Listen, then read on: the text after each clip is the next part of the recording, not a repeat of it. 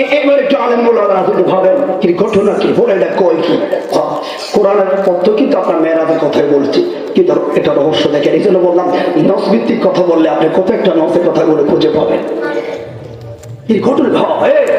আল্লাহ পাক তো চাইলে এখান থেকে নিতে পারতো না মুসলমানের পক্ষে যে আল্লাহ আছে এটারও প্রমাণ হেরেন থেকে বাইতুল মুকাদ্দাস রহমতুল্লিল আলামিন তারা কষ্ট পাবি 1400 বছর আগে তোকে মসজিদে গিয়া সেজদা দিয়া তোকে কলিজা ঠান্ডা করে সান্ত্বনা দিয়েছে মৃত্যুর মেশিন হবে ভয় পাইস না তোদের সাথে আল্লাহ আছে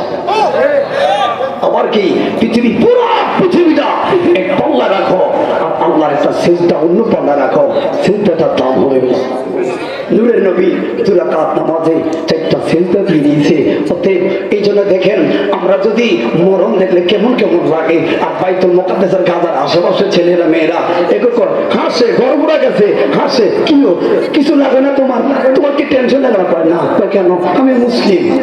মুসলিম আমি হারানোর লোক না কেন সব হারাইছি আমার একজন আছে আল্লাহ আর একজন আছে মুহাম্মদ রাসূলুল্লাহ এটাই আমার যথেষ্ট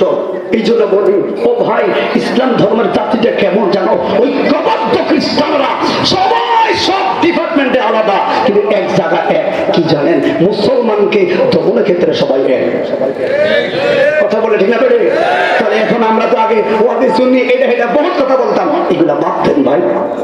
আমরা তাহিদের করে ভণ্ড বলছে এগুলা বাদ দেন আজকে হাফিজ মসজিদ থেকে কুয়াকাটা হুজুর কুমিল্লা শহরে ওয়াজ করতেছে সন্ধ্যাবেলা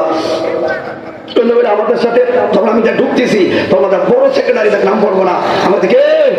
বললাম ভাই মিলেমিশে থাকবা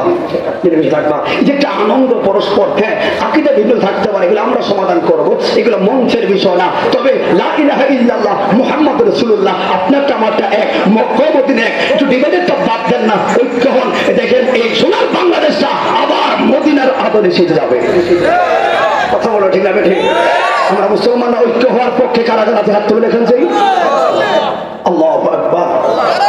এই জন্য প্রথম আমি 3 বার আল্লাহু আকবার স্লোগান দিয়েছি আমি এটার ওয়াজ না করি আমি মনে করি আমি ধন্য আমি এই জায়গাতে স্লোগান দিতে পারছি কথা বললে ঠিক না ঠিক